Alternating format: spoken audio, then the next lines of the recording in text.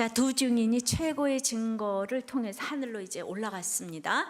예, 증인들의 사역을 통해서 이제 구원받아야 될 자들이 구원받고 나니까 하나님은 더 이상 지체하지 아니하고 그 세상의 마지막 7번째 재앙을 이제 쏟아 부으셔야 되는데, 또 하나님의 만극하신 사랑으로 하나님 나라를 그 전에 오늘 또 보여주시고자 하는 거예요.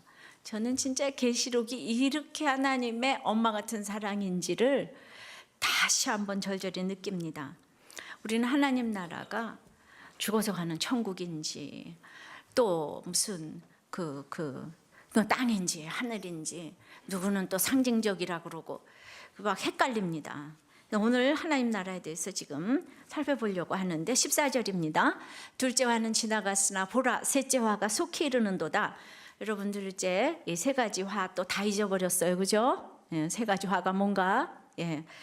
그 다섯째 나팔이 첫째 화예요. 그 황충의 재앙이에요. 여섯째 나팔이 유브라데강의 그 재앙이에요. 이게 둘째 화예요. 그리고 이제 셋째 화가 나오기 전에 작은 책과 두 증인의 권세, 이게 나왔고 이제 오늘 이제 하나님 나라까지 보여주고, 그리고 오늘 이제 일곱째 나팔이 부는데 또 이제 재앙이 시작되면서 마지막 재앙이기 때문에 하나님 나라가 이제 도래한다, 이 뜻입니다. 우리가 지금 인재앙, 나팔재앙, 대접재앙 이렇게 계속 가고 있는데 첫째, 둘째, 셋째, 넷째 이렇게 가면서 그 세상의 역사는 어떤 그 순서를 밟아서 일곱째 나팔인 종말을 향해 점점 나아가고 있습니다. 나사가 돌면서 바퀴듯이 반복 진행적으로 미래로 나가는 거예요. 그러니까 세상이 우연히 움직이는 것 같지만은 그 9.11 사태가 이렇게 돌발적으로 일어난 것 같지만은 우리 성경에 있는 것처럼 첫째, 둘째, 셋째, 넷째, 다섯째 이렇게 계속 그 나팔재앙, 대접재앙이 이렇게 오는 것처럼 수순을 밟아가지고 우리의 인생은 일곱째 나팔인 종말을 향해서 점점 나아가고 있다는 것이에요. 나사가 돌면서 바퀴듯이 반복 진행적으로 이제 미래로 나아가는데 하나님 나라의 완성과 심판의 모습으로 나가는 것인데요. 그래서 우리는 이쯤에서 이제 심판당하지 않고 하나님 나라로 가는 길이 도대체 무엇인가? 첫째가 세상 나라가 그리스도의 나라가 되는 것이라고 합니다. 다 같이요, 시작. 세상 나라가 그리스도의 나라가 되는 것. 15절입니다. 일곱째 천사가 나팔을 불매 하늘에 큰 음성들이 나서 가로되 세상 나라가 우리 주와 그 그리스도의 나라가 되어 그가 세세토록 왕노릇 하시리로다. 그러니까 일곱째 나팔은 재앙이 떨어지는 게 아니라 하나님 나라의 완성을 보여줍니다. 세상 나라가 그리스도의 나라가 되는 것은 그러면 어떤 뜻인가? 이것은 구속사를 알지 않고는 임할 수 없는 나라라는 거예요. 그럼 먼저 우리가 세상 나라에 대해서 좀 살펴봅시다. 요한일서 2장 15절에서 16절에는 이 세상이나 세상에 있는 것들을 사랑하지 말라. 누구든지 세상을 사랑하면 아버지의 사랑이 그 안에 있지 아니하니 이는 세상에 있는 모든 것이 육신의 정욕과 안목의 정욕과 이생의 자랑이니 다 아버지께로부터 온 것이 아니요 세상으로부터 온 것이라. 이 세상도 그 정욕도 지나가되 오직 하나님의 뜻을 행하는 자는 영원히 거하느니라. 그러니까 이 세상은 한마디로 육신의 정욕, 안목의 정욕, 이생의 자랑, 이거 아버지께로서 온 게 아니래요. 이것은 이제 다 지나가 버릴 것이랍니다.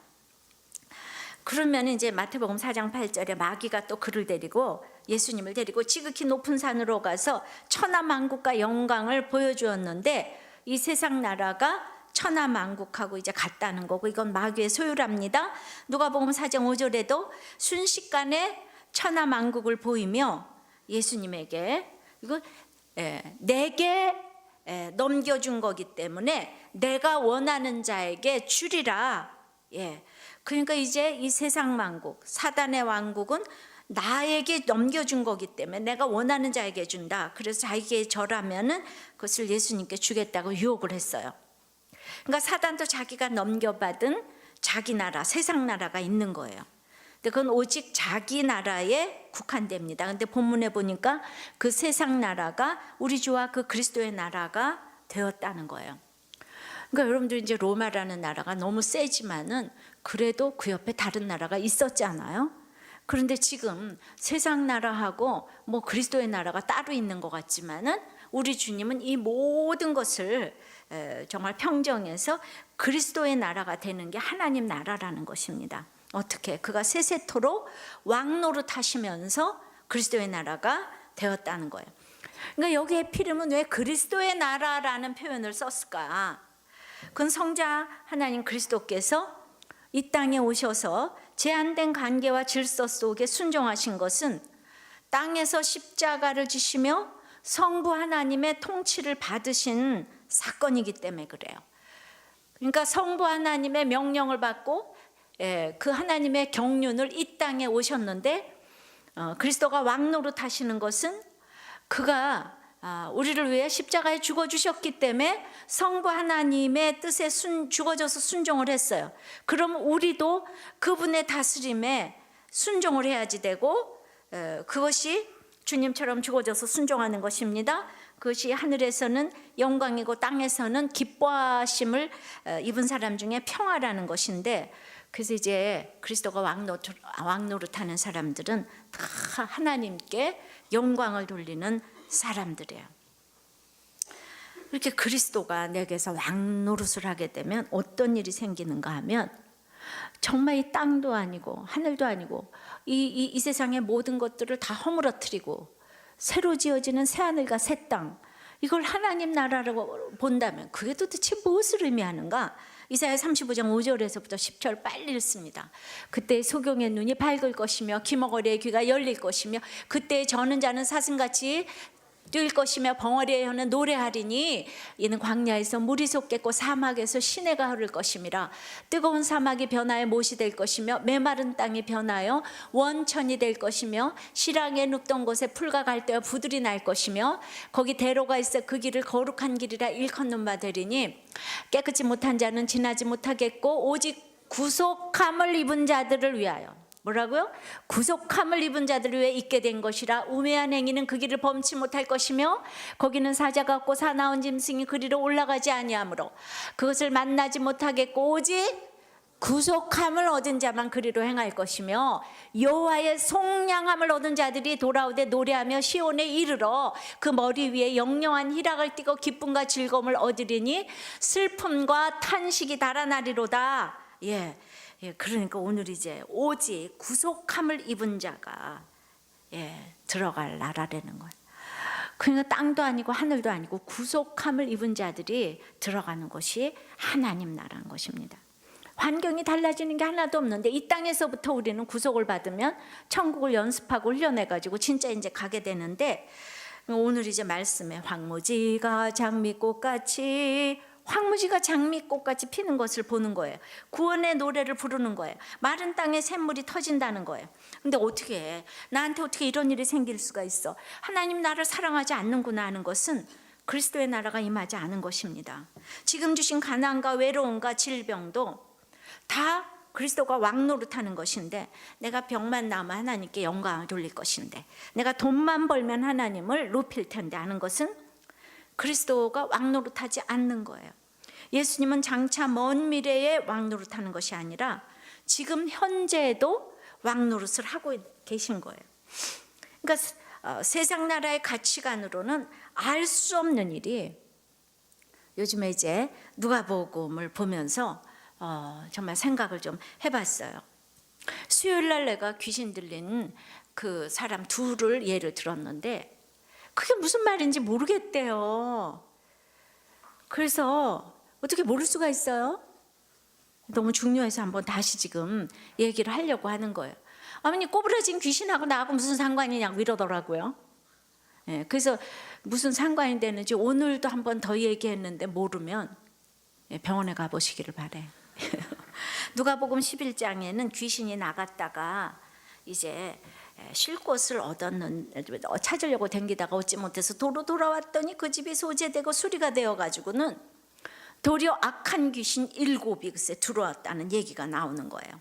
근데 거기 수리했다는 말에 데코레이티드라고 장식됐다는 이런 의미가 있는데, 귀신이 나가서 기뻐했는데 거기서부터 이제 말씀으로 잘 채워 넣어야지 되겠는데, 그 말씀으로 채워넣는다는 것은 예수 믿자마자 나를 십자가에 쳐서 복종시키고 날마다 자기 부인이 일어나고 어떻게 하면 이 땅에서 세상과 벗하지 않을까, 이런 것들을 막 심각하게 기도하고 눈물로 흘리면서 그러고 말씀으로 채워넣어야 되겠는데, 지금 그거하고 상관이 없이 그냥 그 한 귀신 나가서 예수 믿었어요. 예수 믿어서 너무 기뻐요. 그 다음서부터는 이제 보이기 위해서 장식적으로 예수를 믿으니까 장식적으로 주일 성수하고 장식적으로 새벽기도 나가고 11조하고, 이 장식으로 남들이 보이기에 너무 장식이 됐어. 그냥 저 사람만 보면 믿음이 너무 좋은 것 같아. 그래서 이제 열심히 믿은 것 같았는데 돌에 7 귀신이 들어왔어요. 그러니까 이제 진짜를 채워놓지 않으니까 열심히 믿었는데 귀신의 밥이 돼가지고 예수 믿는다 그러니까 사기 더 잘 당하고, 연애도 그냥 완전히 그냥 맨날 사기 당하고 분별이 안 되고, 그러다 보니까 내가 이렇게 열심히 믿었는데 왜 망해? 이렇게 시험이 들고 상처를 받아가지고 형편이 전보다 더 심하게 되었다고, 7배가 더 지금 심하게 되었다고. 그러니까 너무 칭찬받고 신앙생활 열심히 하던 사람 중에서 이렇게 7 귀신이 들어와가지고, 근데 남들이 보기에는 너무 장식적으로 데코레이션을 하는 신앙이 돼가지고 막 박수를 받던 사람인데 갑자기 어느 날 하나님이 계시다면 나한테 이럴 수가 있냐, 이런 믿음을 이제 돌변을 한 거예요. 거기에 비해서 누가복음 13장 10절에 보면 18년 동안 귀신 들려 꼬부라진 여인이 나오는데, 글쎄 이 여인을 주님이 고쳐주면서 이렇게 얘기를 하는 거예요. 저 아브라함의 딸을 내가 고쳐주는 것이 합당치 아니하냐? 이러시는 거예요. 그 말이 맞는 것이, 귀신 들린 그 딸을 18년 동안 꼬부라져 있으니까 누가 데려다 줘야 되잖아요. 그러니까 그냥 귀신이 들려서 꼬부라져 있으니까 그냥 가기도 싫어했을지 모르겠는데, 어쨌든 온 집안 식구가 귀신이 들려 있는 딸 하나 데리고 그냥 예배당에 데려다 주고 데려오고, 그러면서 18년 동안 안 나니까 얼마나 식구들을 간절하게 했을 것이며 예배를 사모하게 했을 것이며, 그런데도 그 딸이 귀신이 들려 있는 것처럼 보였지만은 이 말이 맞는 게, 인생의 목적이 행복이 아니고 거룩이기 때문에 18년 동안 한 집에서 한 식구가 속을 새김으로 말미암아 온 집안이 믿음의 가정이 되었다, 이런 얘기. 하나님 그 꼬여있는 딸을 보고 믿음의 딸이라 그러잖아요. 그러니까 함부로 내 딸과 내 아들, 형제자매, 목장 식구들을 귀신 들렸다고 평가절하면 안 된다는 거예요. 18년 동안은 귀신이 들어있었지만은 그렇게 믿음의 딸로 예배를 드리면서도 이렇게 귀신이 들릴 수 있다는 것을 지금 알아야 된다는 것입니다. 이게 그리스도의 가치관이 들어오지 않으면 어떻게 이렇게 해석할 수가 있겠어요? 그러니까 18년 동안 된 일이 없었기 때문에 이 집이 믿음의 집이 된 거예요. 그리고 회당장이 얼마나 무시했는지, 짐승은 그냥 밥을 먹여도 왜 저딴 거를 안식일에 고쳐주냐고. 교회에서도 짐승만도 못하게 대접을 받은 거예요. 그러니까 여기는 올 때가 교회밖에 없어. 모든 사람한테 손가락질을 받으니까. 그 18년밖에 안 돼요. 18년 동안 무시를 받아도 내가 하나님 나라에 가면은 최고인 거예요. 최고. 그러니까 이게 구속함을 입지 않고는 논리가 없다고 할 얘기예요. 그래서 제 설교 보고 맨날 논리가 없다 그러죠. 세상의 논리로 이게 어떻게 해석이 되겠어요? 하나님의 말씀은 살았고 운동력이 있어서 구속의 말씀이 깨달아지면, 그러니까 그리스도의 이런 나라가 내 속에 임하게 되면 귀신 들린 모든 식구들을 믿음의 자손으로 볼 수 있는 눈을 주신다는 거예요. 제가 속을 새기니까 내가 간절해지잖아요. 진짜 귀신 들려서 꼬부라졌으니까 내가 간절해지잖아. 그것이 특별히 식구일 때는 그냥 온 집안을 간절하게 하는 거예요. 이런 가치관이야말로 그분이 왕노릇 하시는 통치를 이제 받는다는 것이죠. 제가 보건대는 그냥 집집마다 이렇게 귀신 들려 꼬부라진 사람 하나 있는 집들은 너무 온 가족이 말씀이 잘 들리는 거예요. 너무 사모하는 거예요. 내가 하나님이라도 진짜 사랑하지 않을 수가 없는 거예요. 그런데 한 귀신이 나간 집은 그냥 맨날 귀신 그냥 쫓으러 다녀요. 그냥 한 귀신 들어가면 어디 가서 기도받으러 또 와서 귀신 쫓아내면 그 다음에 또 귀신 들어왔대. 그러니까 귀신의 역사가 뭔지를 몰라가지고 나를 쳐서 복종시키는 십자가를 질 생각은 안 하고 이 땅에서 잘 먹고 잘 사는 게 밖에 모르니까 맨날 기도해서 복 받아야 되니까 이 귀신 쫓아야 된다고. 그런 짓 좀 하지 좀 말아요. 그러니까 이제 매너리즘에 빠져서 장식적인 신앙생활을 하는 거예요. 누구한테 늘 보이기 위한 거, 누구한테 보이기 위한 신앙생활을 하니까 18년 된 식구 때문에 지금 온 가족이 간절해서 금세 귀신이 나가는 거하고 18년 동안 또아리를 틀고 있는 거하고 우리가 생각하기엔 금세 귀신이 나간 것이 좋아 보이지만은 18년 동안 안 나간 것이 하나님 보시기에는 너무 이제 믿음의 가족이라고 축복을 해주시는 거예요. 황무지가 장미꽃같이 피는 거예요. 그러니까 내가 이런 가치관으로 달라지면은 우리는 이제 이런 얘기도 막 하잖아요. 우리들 교회는 얘가 아프고 뭐 또 어디도 가고 병원에도 가고 이런 얘기를 하니까 우리는 황무지가 장미꽃같이 피어서 다 거룩한 길을 다니는 거예요. 이런 것들이 옛날에는 교회를 다녀도 해석이 안 되는 거예요.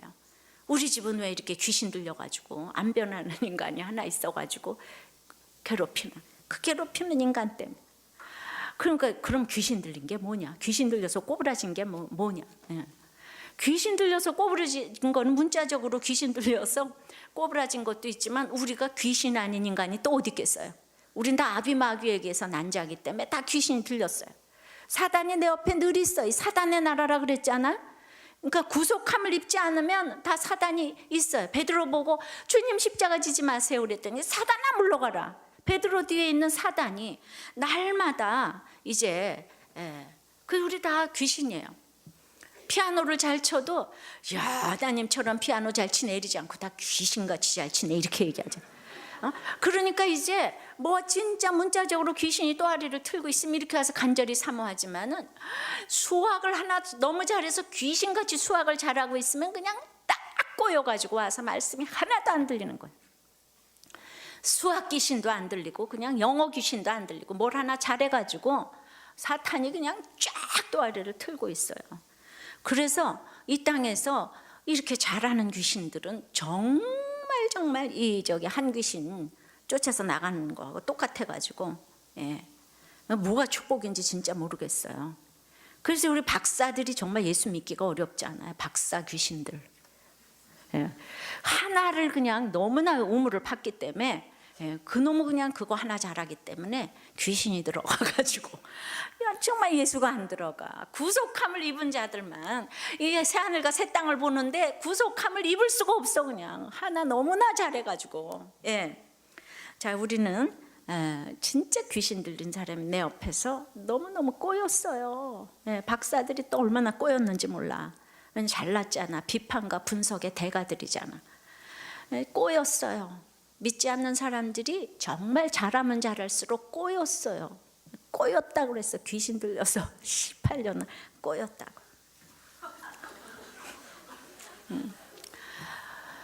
참 그걸 생각했을 때 우리가 예수님이 왕 노릇하는 목적만을 가지고 살아야 이 세상에서 가장 애정을 가지고 살 수 있는 비결인 거예요. 예수님이 내 속에 왕 노릇하니까 그냥 귀신이 들린 딸이 18년 옆에 있어도 우리는 기쁜 거예요. 거룩한 길 다니는 거예요. 황무지가 장미꽃같이 피는 거예요. 여러분이 당하는 그 고난의 삶을 통하여 여러분이 용서하고 인내하고 참고 하는 그런 고난의 삶을 보면서 지금 누군가가 하나님 앞으로 돌아오고 있다는 것입니다. 여러분들이 잘 먹고 잘 살아서 누가 돌아오겠어요? 이렇게 정말 인내할 수 없는 것을 인내하고 이런 것들을 보면서 고난의 삶을 통해 하나님의 뜻이 이루어지고 그 고난의 삶을 통해 하나님의 나라가 완성되어지도록 하나님 미리 정하셨어요. 지금도 이런 얘기가 안 들리는 거는 귀신이 지금 딱 또아리를 틀고 있기 때문이에요. 근데 진짜 문자적으로 귀신 당한 사람들은 겸손하게 남들이 보기에도 무시받을 수밖에 없는 환경의 사람들은 아브라함의 딸인데 한 귀신 물러가서 남들이 보기에 이렇게 깨끗해 보이고 장식적인 신앙을 가지고 있는 사람 후회는 알리라. 후회는 나중 형편이 더 심하게 된다고 그랬어요. 자, 두 번째는 하나님 나라, 두 번째는 감사하옵나이다의 나라인 거예요. 16절 17절입니다. 시작. 하나님 앞에 자기 보좌에 앉은 24장로들이 엎드려 얼굴을 대고 하나님께 경배하여 가로되 감사하옵나니 옛적에도 계셨고 시방도 계신 주 하나님 곧 전능하시니여 친히 큰 권능을 잡으시고 왕노릇 하시도다. 이제 이 구원받은 성도의 대표가 24 장로잖아요. 신구약에. 그러니까 이 24 장로가 그냥 이제 얼굴을 대고 하나님께 경배했어요. 하나님께 이렇게 얼굴을 대고 경배할 수 있는 사람은 이 귀신 들린 딸 앞에 정말 굽힐 수가 있는 거예요. 불쌍한 사람 보면 굽힐 수가 있어요. 그 교황 취임식을 보니까 막 리무진 오픈카를 타고 황금호를 들고 이러던데, 그거는 예수님의 그거하고는 좀 다를 것 같아요. 대통령도 아닌데. 예. 이 세상 나라 임금이 아니잖아요. 예. 근데 여기 이제 17절에 그 옛적에도 계셨고 시방도 계신 이 구절을 계시록 1장 8절하고 비교를 좀 해보면은, 주 하나님이 가라사대 나는 알파야와 오메가라, 어제도 있고 전에도 있었고 장차 올 자여 전능한 자라 하시더라.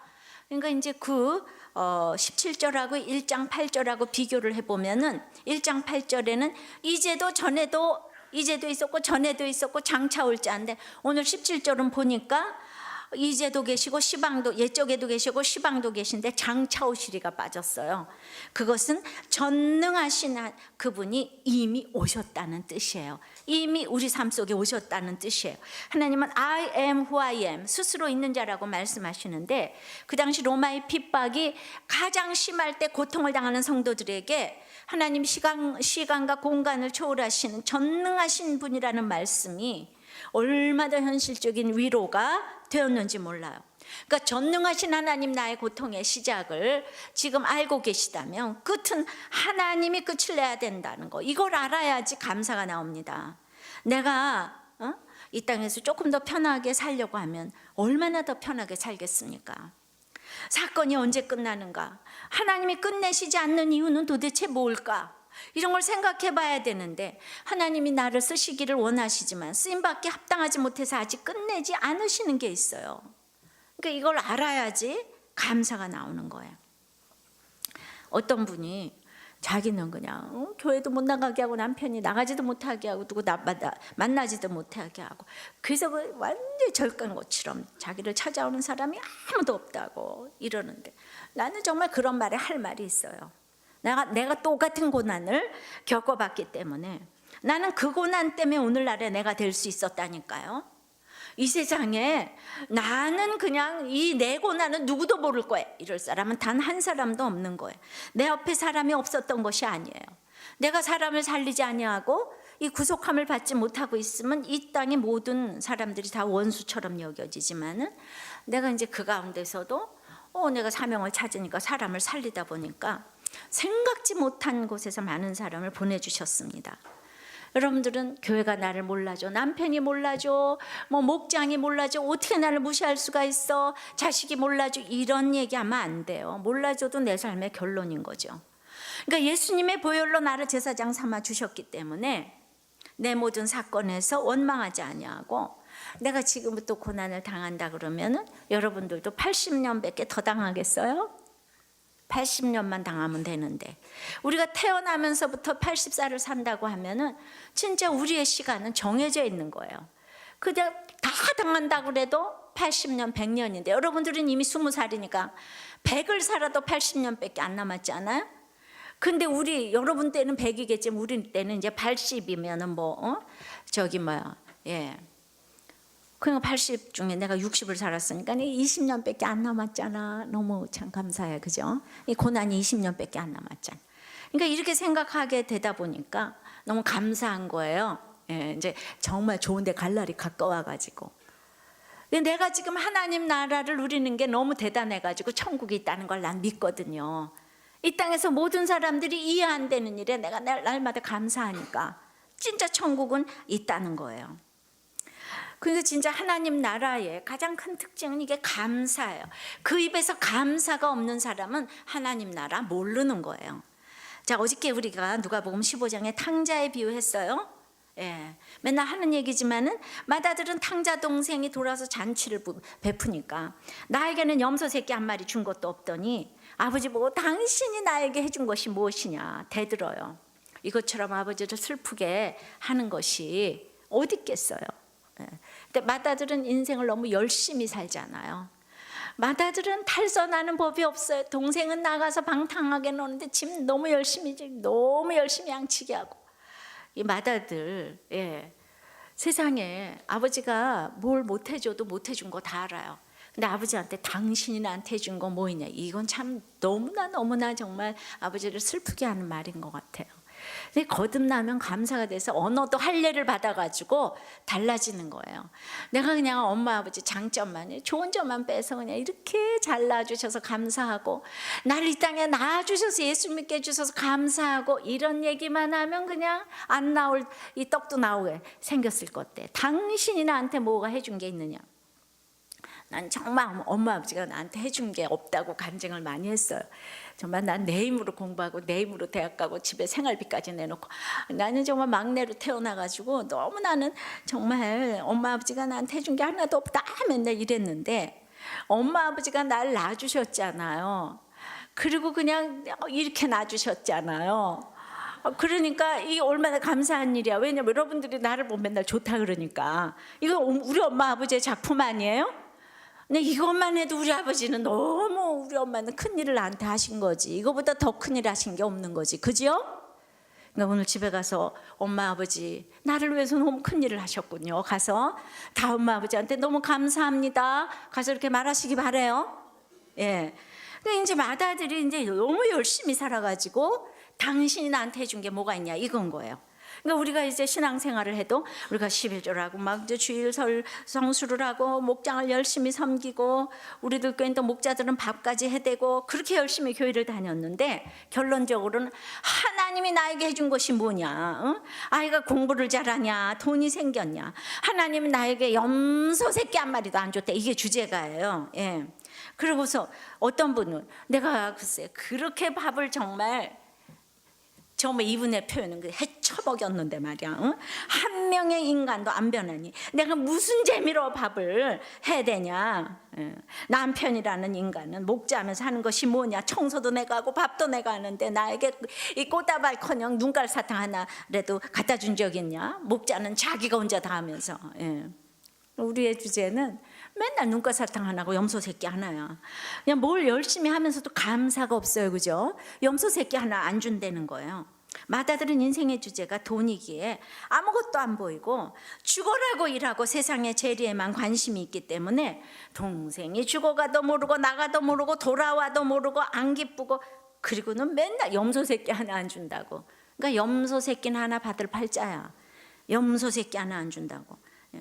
둘 다 탕자이지만 더 무서운 탕자는 자기 모습을 못 보는 맏아들 탕자인 거예요. 이 진짜 맏아들 탕자가 무서운 탕자예요.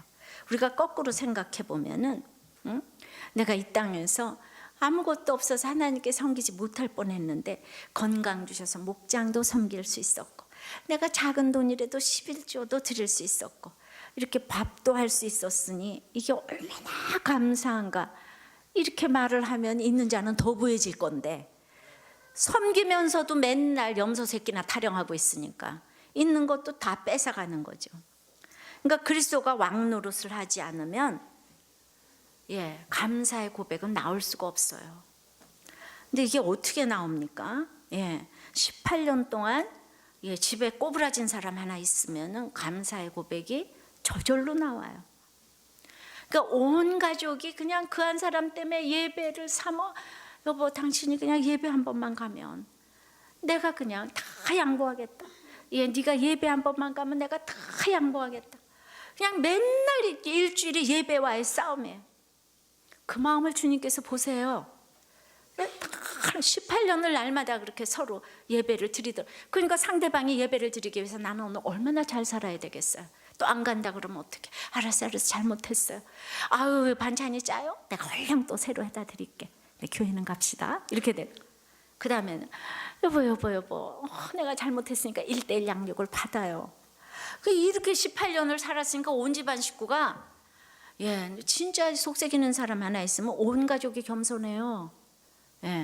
그 집은 정말 믿음의 집이에요. 근데 세상 가치관은 아픈 사람 하나 있으면 시집도 안 가고 장가도 안 가고, 이 세상 나라는 진짜 무너져야 될 나라인 거예요.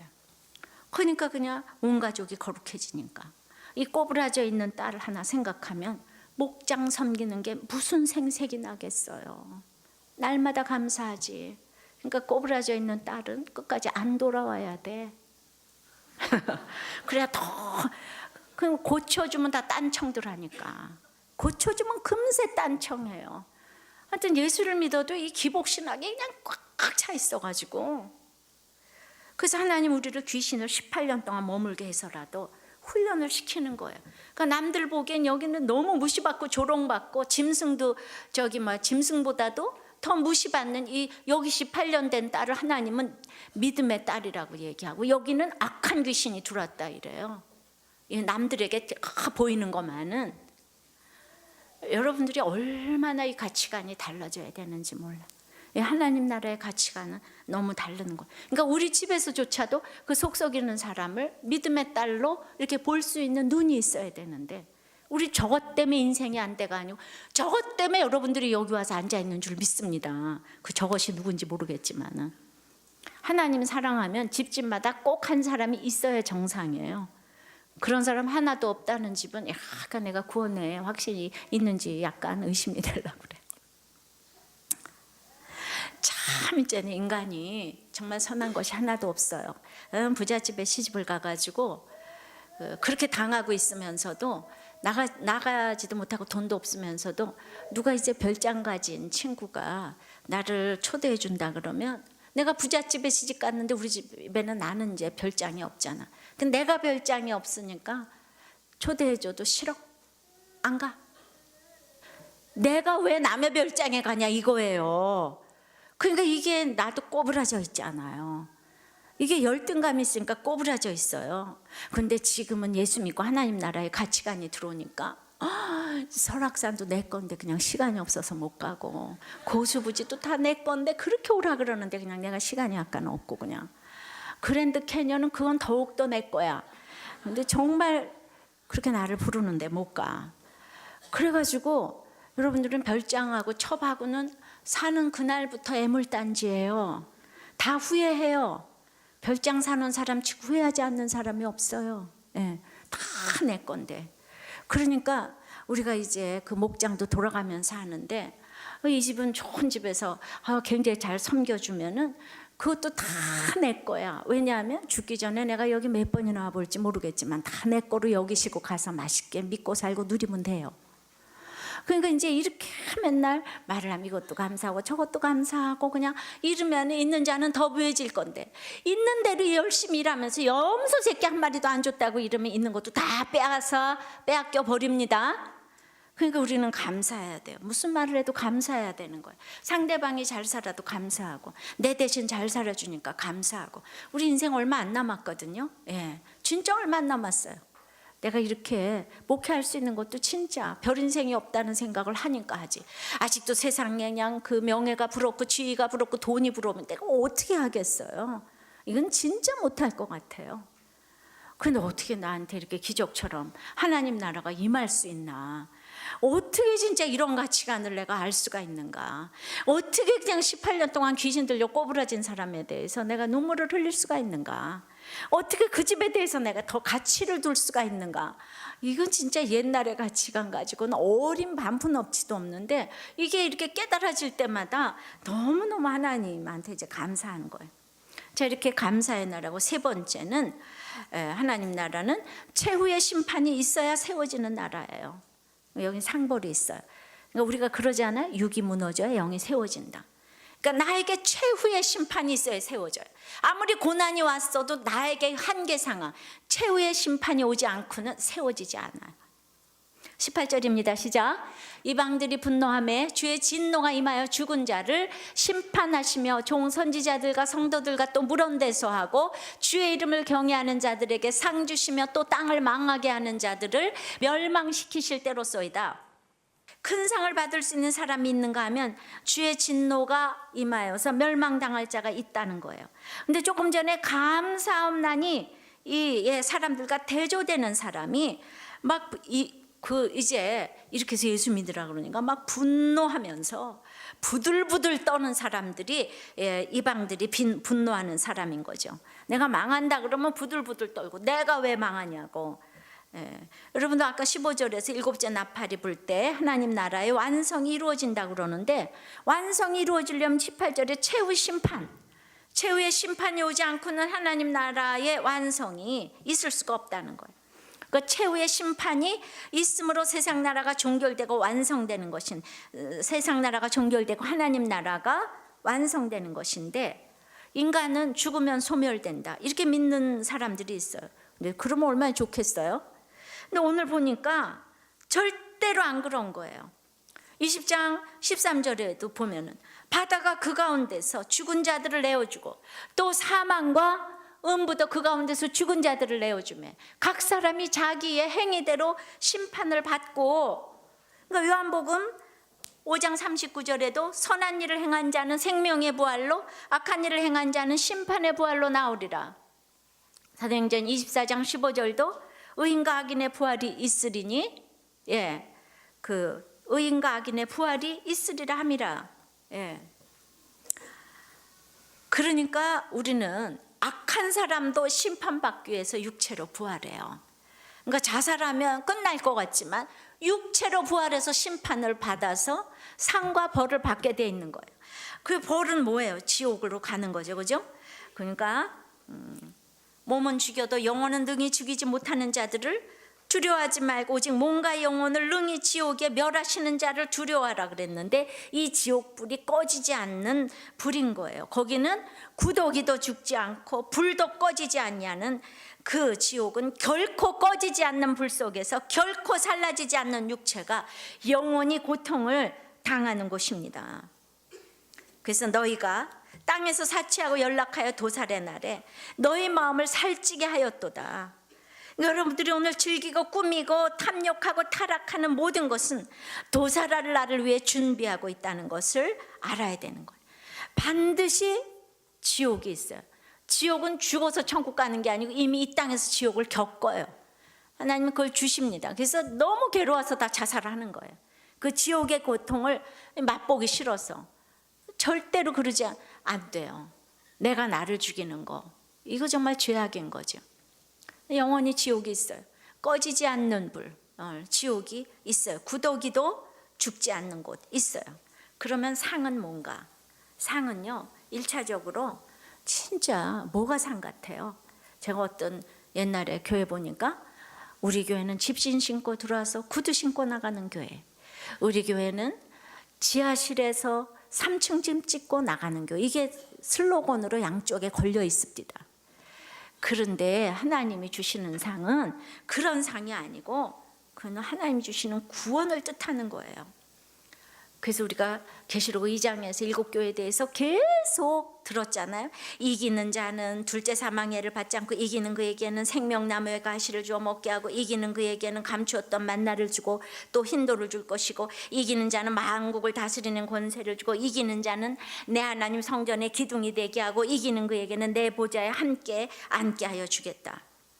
제가 이렇게 읽은 이유는 뭔가 하면, 우리가 그렇게 간절히 소보다는 잘 살고 잘 먹고 하는 이런 상급이 여기 없더라고요. 그런 상급이 없어요. 그러니까 내가 하나님 나라에 속한 게 이 땅의 모든 가지는 그런 거하고 비교도 안 되는 거를 저는 이제 경험을 했기 때문에 이렇게 날마다 얘기를 하는데, 그런 거 없다는 거죠. 성경이 주시는 상급과 우리가 바라는 상급하고는 너무 다른 거예요. 우리가 성경을 제대로 모르면 인생을 헛수고하고 살게 돼 있다는 것입니다.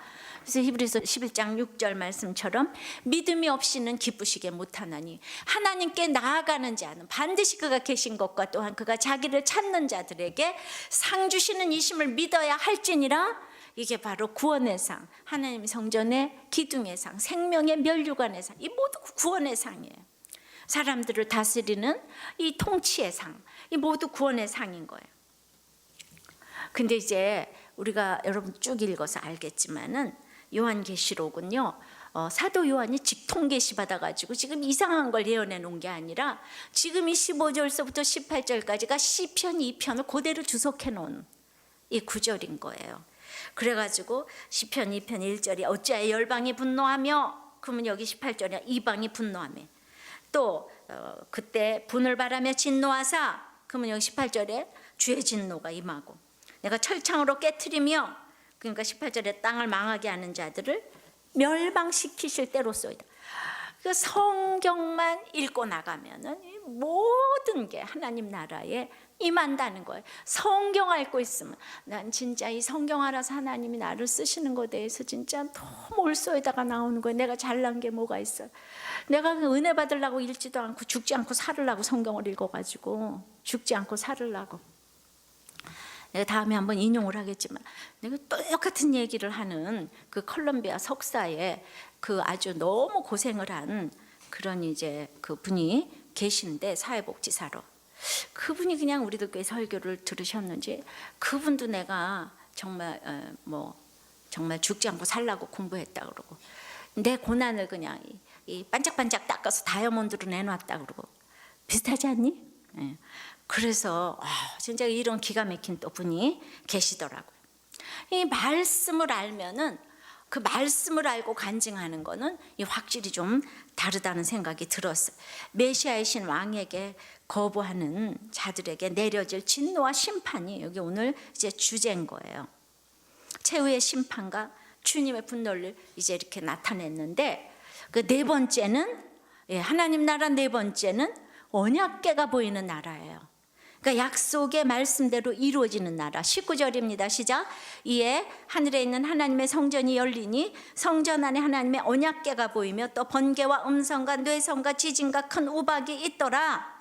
그러니까 이제 언약궤, 곧 하나님 나라의 약속이 들어있는 궤를 보여서 확인시키는 것인데, 내가 이제 최후의 심판이 다 이루어졌었는지 하나님밖에 믿을 분이 없습니다, 하나님께 전부 의지없어서 손들고 나갑니다 그러면, 그러냐? 너 이 하나님 내 나라에 들어왔니? 내가 너를 위해서 써줄 무기가 많단다. 번개와 음성과 내성과 지정과 큰 우박을 통해서 너를 괴롭히는 사람들을 내가 꽝 무너지게 해주겠다. 할렐루야. 하나님은 나를 위해서 써줄 무기가 하늘나라에 그냥 그득그득 쌓였어요. 하나님, 여러분들은 하나님은 내 기도를 듣지 않으시는가 봐. 다 듣고 계십니다. 그래가지고 이제 이 말씀의 언약의 성취는 큰 능력의 말씀으로 번개와 내성의 역할로 나타나지만은, 악인에는 문자 그대로 내성과 번개의 심판으로 나타나는 거예요. 이제 그 남편의 갑작스러운 죽음이 얼마나 모든 사람에게 내성의 사건이었겠어요. 그러나 나에게는 언약의 사건으로, 능력으로 나타난 바 된 사건이에요. 정말 하나님의 성전이 열리고 언약궤가 보인 사건이에요. 우리 남편이 스스로 헤아리고 돌이켜 떠났으니 정령 살고 죽지 아니하리라. 하나님이 다 약속의 말씀을 이렇게 나에게 주셨어요. 그런데 내가 그때 같이 예수 믿는 사람한테 이렇게 간증을 하니까, 이 초신자 할머니는 나에게 새대기가 그렇게 착한 줄 알았는데 무슨 죄를 지셨노? 우리 남편이 갔다고. 또 어떤 분은 내가 이렇게 믿음이 좋은 줄 알았는데 집사님 남편 데려가면 난 이제 교회를 안 나가야 되겠다고. 이런 분도 계시고, 또 어떤 나보다 선배 이 집사님 한 분은 말은 바로 하자. 그게 뭐가 축복이냐? 이렇게 나한테 얘기하시고, 아마 이 세상의 가치관으로는 지금까지도 이해가 안 되고 있을 것이라고 생각이 돼요. 그러니까 우리들 교회 이 큐티인에 나오는 정말 이 간증들이 너무 귀해요. 언약궤가 보이는 나라. 이분은 40살의 돌싱남인데 이혼 후 이제 우리들 교회를 왔는데 맨날 이혼하지 말라고 그러고, 저 위로 좀 받으려고 왔는데 이혼하지 말라고 그러더니 더 열받은 것은 내 죄를 보라고. 자기는 바람난 아내가 이혼하자 그래서 이혼하고 왔는데, 아니 난 피해자인데 내 죄를 보라니. 이게 말이 되는가? 그러면서 하여튼 어쨌든 다니기 시작하니까 인생의 목적은 행복이 아니고 거룩이다, 별 인생이 없다, 하나님보다 위에 있는 건 다 우상이다. 저는 이제 나무에다가 정말 그 기도하고 들에다 절하는 것만 우상이라고 생각을 했는데, 나는 막 그 텔레비 속에 막 영화 속에 나오는 영원한 사랑이 실제적으로 있다고 생각하고 내 노력으로 해낼 수 있다는 생각을 해서 가장 사랑하는 남자라 쿨하게 보이려고 최선을 다했는데 그 부인이 바람피고 나가버린 거예요. 그러니까 자기가 와서 깨달을 거는, 내가 하나님 옆에 부인을 더 하나님보다 사랑했기 때문에 그 우상이 떠나버리는 이 있어야 될 사건을 나에게 주셨다는 것을 깨달았다는 거예요. 자기가 그러지 않으면 도저히 하나님을 만날 수가 없기 때문에. 그래서 목사님 간증 들을 때마다 눈물이 많이 나고, 목사님 남편처럼 아내도 나를 훈련시키려고 하나님이 수고하라고 옆에 붙여준 사람이었는데, 나도 바람난 아내에게 무릎 꿇고 잘못했다고 고백했어야 한다는 생각이 들었습니다. 저는 결국 저의 죄는 아내에게 너무 치우쳐 살면서 나 자신을 세상에서 제일 좋은 남편으로 포장하려는 제 욕심이었습니다. 이렇게 깨달았어요. 이게 말씀이 들리는 거잖아요. 또 한 분은 2년 전 위암 수술을 받고 계속 이제 백혈구 수치가 내려가는데 면역력이 떨어지다 보니까 점점 약해지고 죽을 것 같고 감기도 낫지 아니하고, 그런데 3년 전 위암 판정을 받았을 때 그야말로 이 땅에서 사명이 있으니까 데려가지 않으실 거라고 목자님이 얘기해 주셨는데, 그 사명이 뭔지 몰랐대요. 근데 요새 죽을 것 같으니까 처음으로 나처럼 육체적으로 정신적으로 힘든 분들에게 약재료가 되어 함께 나누고 같이 아파하는 일이야말로 나의 사명이라는 생각이 선명하게 들어가지고, 이제 이 사명 감당하는 것이 나의 꺼져가는 생명을 다시 살리는 길이라는 것 또한 깨달았다는 거예요. 그래서 오늘 예수님께서 십자가에 달려 죽으신 지 3일 만에 다시 살아나신 것은 기적이 아니라 이미 성경에 기록되어 있는 사실입니다. 예수님께서 이 땅에 오셔서 여러 차례 강조하셨던 말씀이 그대로 이루어졌을 뿐입니다. 우리는 부활의 의미를 거창하게 생각하기 쉽지만 기록된 말씀을 통해 나의 죄성을 깨닫고 회개의 눈물을 흘리는 것도 죽어있던 나의 영성이 다시 살아나는 놀라운 부활의 사건이라고 생각합니다. 그것을 통해 삶이 재해석되고 주변 사람들과의 관계가 회복된다면 그것은 더더욱 놀라운 부활의 대사건이라는 생각이 듭니다. 매일매일이 나의 죽어있던 영성의 부활절이라고 생각하며 살아간다면 이 땅에서의 삶의 질서 회복과 천국 소망은 항상 내 곁에 있다고 믿습니다. 아멘. 오늘 설교를 이분이 그냥 딱 정리를 해주셨어요. 그래서 큐티인 여러분들 아직 남았어요? 사가지고 정말 큐티하시고 전도하시기를 바랍니다. 말씀을 맺습니다. 하나님 나라는 세상 나라가 그리스도의 나라가 되는 거예요. 구속함을 받은 자의 나라예요. 구속사가 깨달아지는 나라예요. 감사하옵나이다의 나라예요. 최후의 심판이 있어야 세워지는 나라예요. 상벌이 반드시 있습니다. 언약궤가 보이는 나라입니다. 모든 것은 약속의 말씀으로 이루어진 나라입니다. 찬양하고 기도하겠습니다. 사랑하는 나의 아버지, 이름 높여드립니다.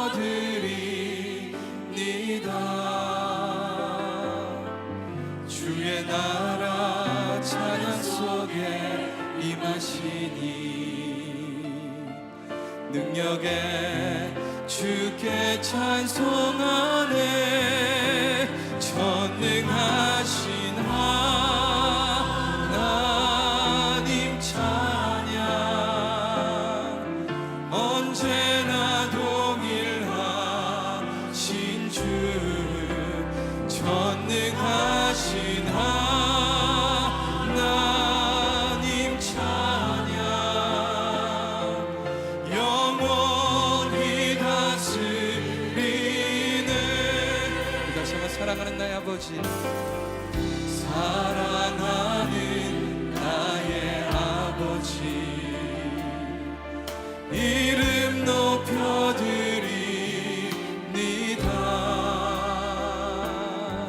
주의 나라 찬양 속에 임하시니 능력에 주께 찬송하네. 전능하신 하나님 찬양, 언제나 동일하신 주. 전능하신 하나님 찬양, 영원히 다스리네. 영원히 다스리네. 나 주의 이름 높이리. 나 주의 이름 높이리. 나 주의 이름 높이리.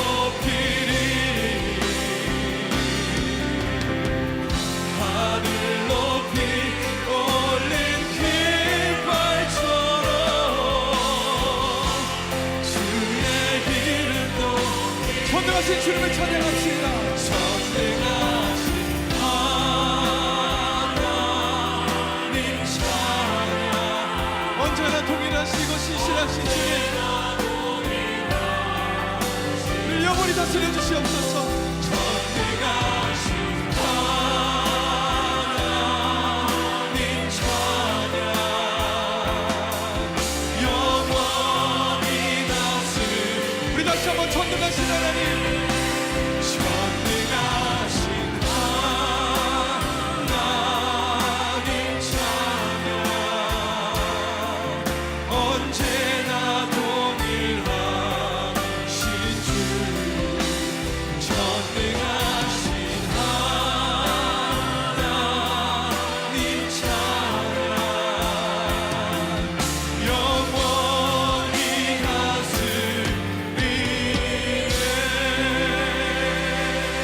주님, 내가 그 하나님 나라에 가고 싶습니다. 주님, 나를 만나 주시옵소서. 아멘. 주님, 나를 그 주님이 찾아와서 18년 된 귀신 들린 그 딸을 고쳐주듯이 주님, 나를 고쳐주시옵소서. 나에게 찾아와 주시고 아멘. 우리 가정에 찾아와 주시옵소서. 아멘. 우리 가정에 하나님 나라가 되기를 소원합니다. 다 같이 기도하겠습니다. 하나님 나라의 영광을 가르쳐 주시니 감사합니다. 하나님 나라에 우리가 이제 누리기 위하여서는 세상 나라의 가치관이 그리스도의 나라로 이제 바뀌어야 되겠는데, 주님이 속에 아직도 너무 세상 나라의 가치관이 꽉 차 있어서 구속함을 이 받은 자로서 기쁨과 이것을 누리지 못하는 걸 불쌍히 여겨 주시옵소서. 주님, 우리는 귀신이 한 번에 나가는 것이 너무 좋은 줄 알았는데, 그렇게 나가고 나니 정말 데코레이션한 신앙으로, 그렇게 장식적인 신앙으로 내 자신을 전혀 복종시킴이 없이 그렇게 살다 보니까, 보이는 데서만 집착하며 살다 보니까 악한 귀신 7이 들어서 시험을 받고 상처를 받고 하는 일이 있다고 하십니다. 그러나 우리 집에 귀신 들려 꼬부라져서 18년 된 딸을 보고 우리 주님은 그 딸이 아브라함의 딸이라고, 내가 그 딸을 고쳐주는 것이 어찌 합당치 아니하냐고 하십니다. 맞습니다. 주님, 집집마다 있는 고쳐지지 않는 꼬부라진 딸 때문에 얼마나 모든 가족이 간절해졌고 예배를 사모하며 거룩한 길을 다니게 되었는지 모릅니다. 하나님은 너무나도 오르시고 18년이 너무 길다고 생각했지만은, 주님, 우리의 평생에 생각하니 너무 짧은 시간이고, 그래서 우리 주님께서 정말 그 사모함을 보시고 그렇게 아브라함의 딸이라고 인정을 해주셨사오니 우리의 가치관이 바뀌게 도와주시옵소서. 아멘. 날마다 손가락질을 하고 쟤는 안 되고 어찌하여 정말 누군가 한 사람이 없으면 우리 가정이 행복할 것 같지만, 그 한 사람 때문에 우리가 거룩해졌습니다. 그 한 사람이 우리 가정을 살렸습니다. 거룩한 가정으로 인도했습니다. 주님, 우리가 끝까지 아버지는 지금 안 변하고 있는 우리의 모든 식구들을 보며 믿음의 딸로 볼 수 있는 그리스도의 나라의 가치관을 허락하여 주시옵소서. 아멘. 그러므로 참으로 우리의 식구로 묶어준 것을 감사하며, 목장 식구로 묶어준 것을 감사하며, 감사옵나이다. 이 고백이 나오며 나의 육이 무너져야 영이 세워지기 때문에 최후의 심판이 우리에게 임하여서 이제 전부의 의지 없어서 손 들고 나옵니다. 주님께서 아버지 하나님, 내가 그렇게 나오면은 아버지의 말씀이 우리가 이제 뇌성병력으로 들리면 하나님은 나를 위해 써줄 번개와 내성과 아버지 우박과 지진이 너무나도 나를 위해 써주실 무기가 많다는 것을 믿음으로 받아들이게 도와주시옵시고, 이 하나님 나라를 믿고 살고 누릴 수 있도록 주님 역사하여 주시옵소서. 아멘. 그러나 오늘도 18년 동안 꼬부라져서 전혀 꼬부라져서 피지 못하는 우리의 자녀들, 우리의 부모들을 찾아가셔서 주님 만져주시옵소서, 고쳐주시옵소서. 아브라함의 딸을 고쳐주시는 것이 합당하다고 하셨사오니 이제는 고쳐주시옵소서. 하나님 나라를 이 땅에서도 누리고 가게 도와주시옵소서. 고쳐주시옵소서. 그리고 우리가 참으로 이제 더욱더 건강하게 사명을 감당하는 하나님 나라의 식구로 자리매김할 수 있도록 역사하여 주시옵소서. 주님 감사합니다. 주님 날마다 이렇게 깨닫게 해주시니 감사합니다. 이 깨달음이 우리 모든 여러분들에게 동일하게 역사될 수 있도록 찾아가 주시옵소서. 만져 주시옵소서. 은혜로 역사해 주시옵소서. 예수님 이름으로 기도하옵나이다. 아멘.